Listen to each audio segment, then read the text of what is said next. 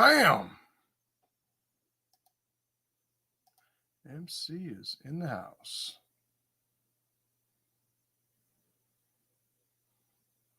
All right, just getting this thing set up. Mute. And go live. All right. We are going live on Instagram as well. All right, what is going on, folks? My name is Justin Garcia, also known as Master Chim, and welcome to the Warrior Stream. I am here every week, Wednesday, noon, Eastern Standard Time. Hope you guys are well. Let's see who we got right now. We got my man Jesse. What's up, Jesse? Aaron, good to see you. Ruski, I will see you soon. My man Jamie, good to see you. All right. Aaron says, hey, dude, no need for an apology. My man City Island in the house. Felix, what's up, brother, man? Good to see you. All right. Got a good crew today.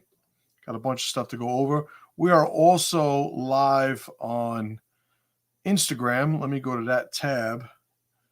Two on Tom. What's up, brother, man?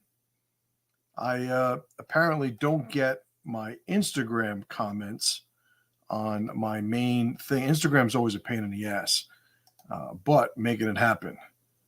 Good. 2 people watching on Instagram right now, my mother and 2 on Tom. 2 of my favorite people. All right, so who else we got here? Big Sean, what's up? Hope you're not freezing your nuts off. No, my nuts are nice and cozy, but I do appreciate you asking. I think you saw the post where took the family snow tubing last night, and holy shit, it was cold, but you know, you wear cold weather gear and you're fine. So it was like that. Not everybody had good clothing on for the weather, and those people had a miserable time. I had an okay time. Went down a couple times, and it was like, all right, I'm over this. How people do that for hours on end is I have no idea how they do it. Like the idea of waiting, this is turning into a thing now, right? The idea of waiting 10 minutes online in 20-degree weather to slide down a hill that takes literally 5 seconds. It's like you do it, it's done. All right, can we go somewhere else now? But luckily for me, fortunate for my wife and I, my kids were completely with that program. They were like, all right, we're over it. Did it. It's done. Let's go do something else. But, man, it was cold. It was good. It was good to test some of the gear that I had, too, which was good. It all passed. All right, we got Corey, my man Corey. What's going on? Good to see you. Casetas in the house. Good to see you, brother, man. Oh, I hit the wrong thing. This is Casetas. This is Jamie. Says they canceled tobogganing in Toronto because of how cold it was, I'm sure. I have one of my coaching guys up in Canada, and he sent me a screenshot the other day of it being like negative 55 Fahrenheit. And it's like, listen, I ain't fucking tobogganing in that weather either, so I don't blame him. 2 on Tom makes it over to YouTube, man. A bunch of dudes just learning how to use technology. I love it. All right, who else got on in here? Too dangerous, right on. All right, Aaron says, snow walk for us today since we all of a sudden got a bunch overnight and continuing on to this morning. Kid, I was excited. I'm cold just thinking about it. Yeah, you know, it's one of those, and I'm not the first guy to ever bring this up, but when we're kids, man, like snow is like, it's like literally utopia. Like snow on the ground, there cannot be a better just environment to exist in as a child. As an adult, it is the exact opposite. It gets even worse, mind you. For those of you that have businesses, brick and mortar businesses, you get what I'm saying. But even worse, when you have a brick and mortar business and it snows, nobody fucking shows up to do anything, to buy anything, to join, to whatever. So all sorts of problems, snow, just basically a pain in the ass. All right, so we do have a couple of things that by we, I mean me, along with you, I've prepared some things to go over today. and let's cover it. So the topic for today, why your productivity is destroying you. Why your productivity is destroying you. I didn't write these points down, but I'm going to write them down right now. There's 4 main things that we have to go over, and I know them well enough to write them down, but I get so caught up in these things that sometimes I'll forget something I know. So there's basically 4 reasons why productivity is destroying you, if it's destroying you. But if it is, I can explain to you why. And I will list them here and then go over them one by one. Number 1, you're too fragile. Number 2, you're off mission. Now, it could be either one of these, variation of them all, some sort of, compound, mixing them together. But these are the 4 elements or the 4 dynamics that are at play when I've seen in my past and me working with, people over 20 years coaching, why they thought they were being more productive, but at some point they sort of, the wheels fell off the machine, so to speak, and they wind up, destroying their level of, efficiency and efficacy, but leads that to number 3. So we went over fragile, off mission. The next one is inefficient.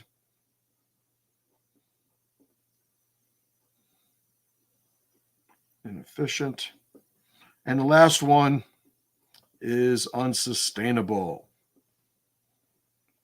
So these are the 4 reasons why your productivity might be breaking you down. So let's start, I guess, with a little bit more general premise.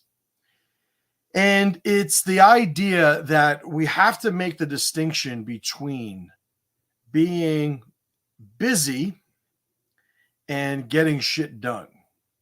In the business application, I say there's a difference between busyness and business. It's more of a semantic game, when I'm saying that. But there are 2 things at play here, and we should be able to distinguish between the 2. One of the things about technology, the advent of social media, everybody seems like they got a lot to do. But for some reason, with all these new ways to do things, people nowadays are getting less done than ever. And I think it's because people are having their bandwidth of attention and energy monopolized by activities, but those activities aren't necessarily producing an outcome that would warrant those activities being invested in the first place. So let's get into these 4 reasons why you being productive might actually be destroying you. Number 1, fragile. You're too fragile. When I start off with coaching somebody, and even if you look at my 3-road system, the first step of that system is something I call the pressure mindset. It's developing a mindset. And without getting specifically into what exactly the mindset designs and frameworks are that I go over, the idea of having a mindset, the outcome that we're looking to generate at that step is having the anti-fragility, at least the resilience, meaning we could experience a little bit of erosion from the friction, but we're not going to become dysfunctional as a result. Anti-fragility being that friction actually strengthens you over time. That would be ideal, but at a minimum, we can't fall apart. But some people are just too fragile for the work necessary to actually be effective. So they start generating more work, and because of their vulnerabilities, and it could be, the people who can't focus more than an hour before they're losing their mind. It could be the person who can't physically do what is necessary for him to be effective and valuable in whatever skill set or job he's connected to. It could be a fragility. You're one of these people that's looking for trigger warnings because, God's forbid that, somebody says something that reaches your inner soul and winds up traumatizing it. You're just somebody who can't operate in an uncontrolled environment because it's too scary and dangerous. So fragility is a huge reason why a lot of people don't sort of stay on the productivity wagon, if I were to phrase it that way. It's because they just can't cut it because they haven't done the work necessary to prime themselves for the work that awaits them. I'll give you another analogy, an example, a parallel, different application.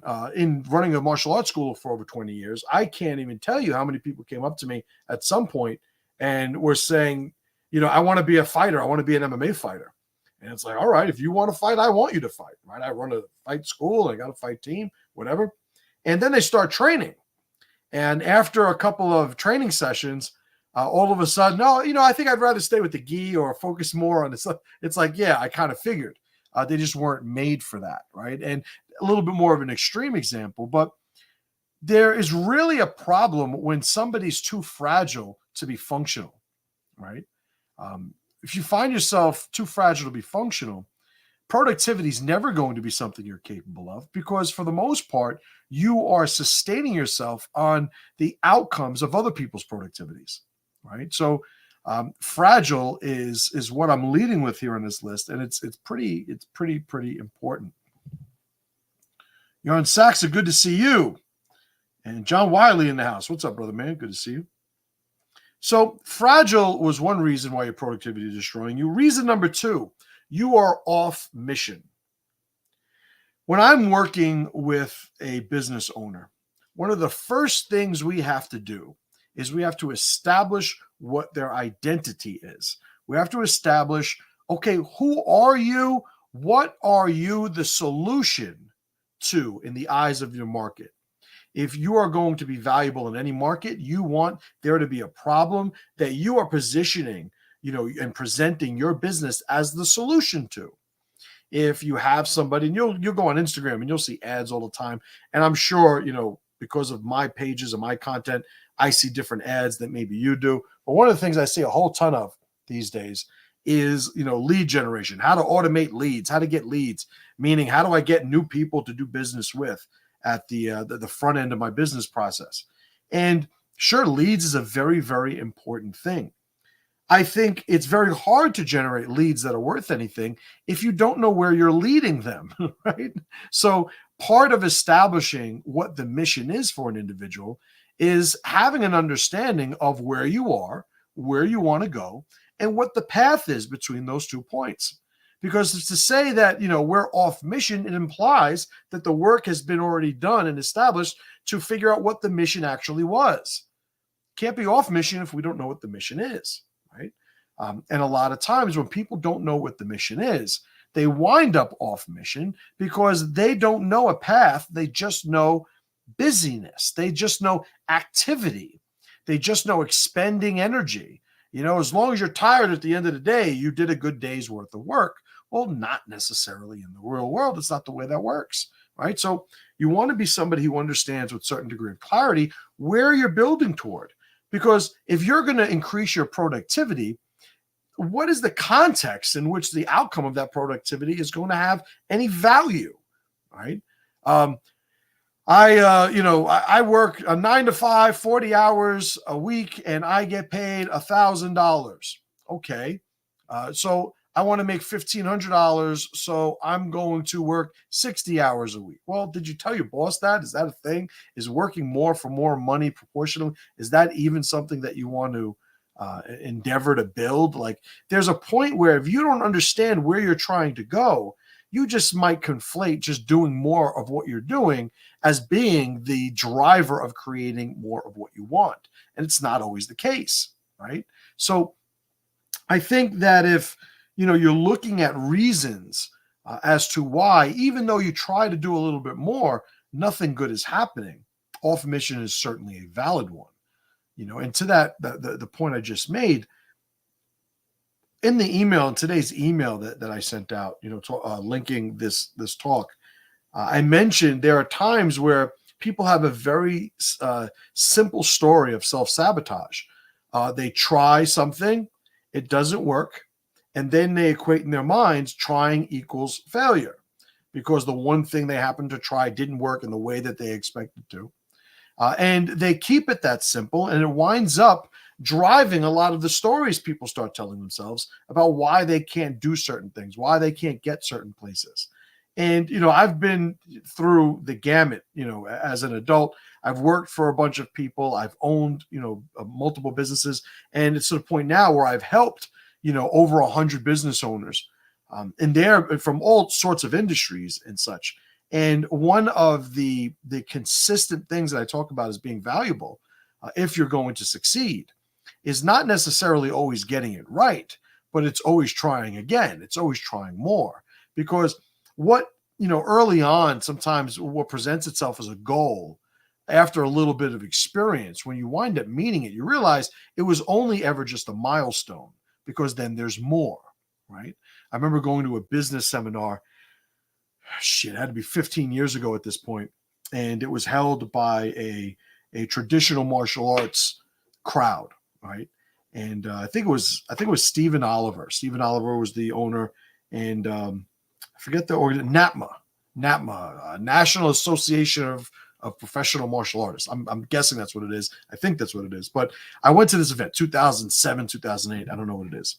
And one of the things I remember one of the guys talking about at that event was how they were sabotaging a lot of the relationship with their students in the school, because all the language, the signage, the program names and everything were centered around getting a black belt. And black belt this, got to get your black belt club, and all these different things. And then they found out was all of that language that was dedicated to this one goal wound up having people reach black belt and then quit.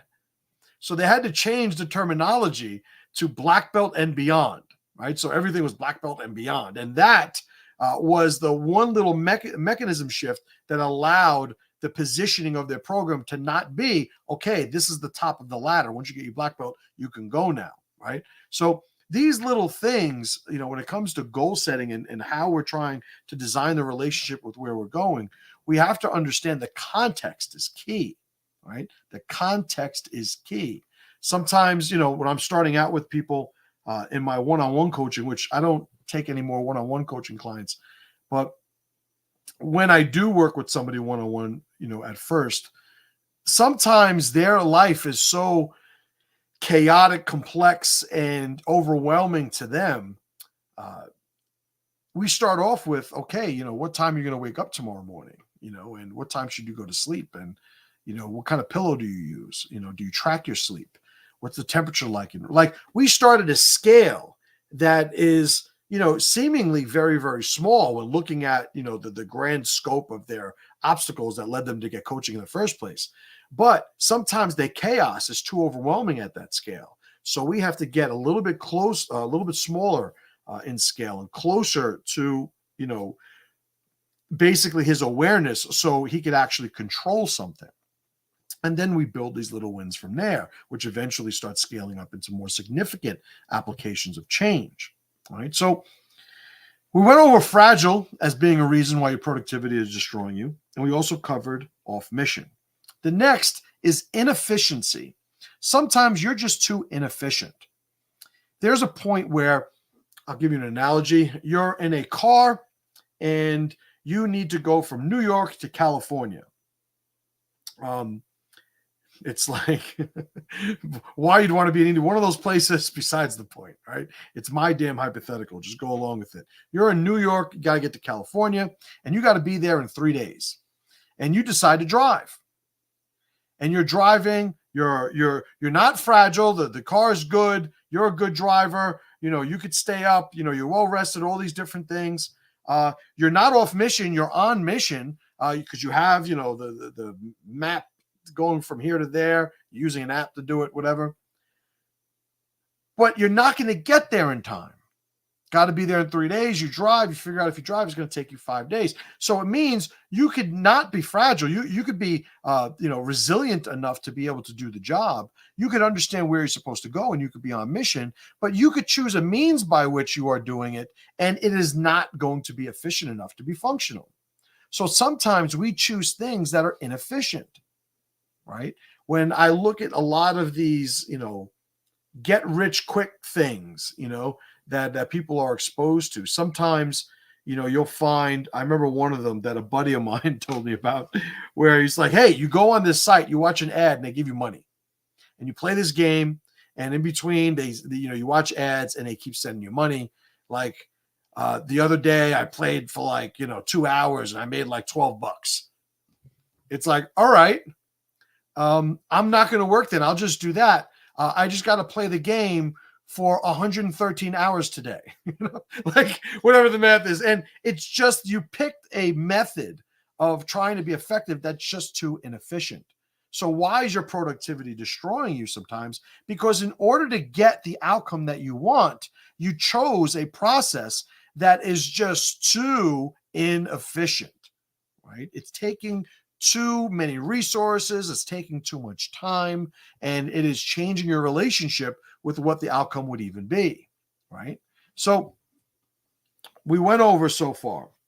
You could be fragile, you could be off mission, you could be inefficient, and the last reason why your productivity is destroying you, you are choosing to do something that is unsustainable, right?